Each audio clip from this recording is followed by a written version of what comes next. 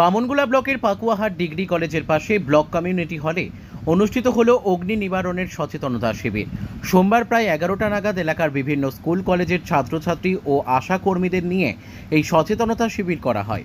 এই কর্মসূচির মধ্য দিয়ে কিভাবে আগুন লাগলে নেভাবেন সেই বিষয় নিয়ে আলোচনা ও হাতে কলমে শেখানো হয়। যে কোনো মুহূর্তে বাড়ি সহ অন্য কোনো জায়গায় আগুন লাগলে কিভাবে নেভাবেন সেই বিষয় নিয়ে অগ্নি নিবারণ দপ্তরের তরফ থেকে এই সচেতনতা শিবিরের মাধ্যমে করা হয়। এদিন উপস্থিত ছিলেন দমকল বিভাগের আধিকারিক এএফও বিদ্যুৎ কুমার দাস সহ দমকল বিভাগের বিভিন্ন আধিকারিকেরা ও ব্লক প্রশাসনের আধিকারিক, পুলিশ প্রশাসনের অন্যান্য ব্যক্তিরা।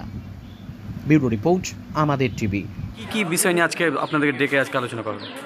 আগুনে লাগা, জলে ডোবা, এগুলো নিয়ে বিষয়ে আলোচনা করা হবে। কারা এসেছিল?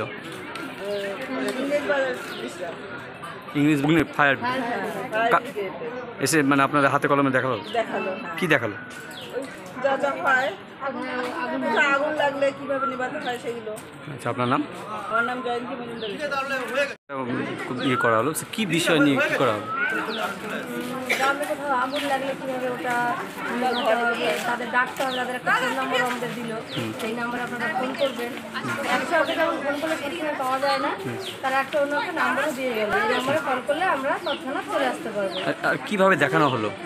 এটা হাতে কলমে দেখানো হলো। ডেমোর দ্বারা আপনারা দেখলেন, হ্যাঁ, করলেন? হ্যাঁ, করেছি।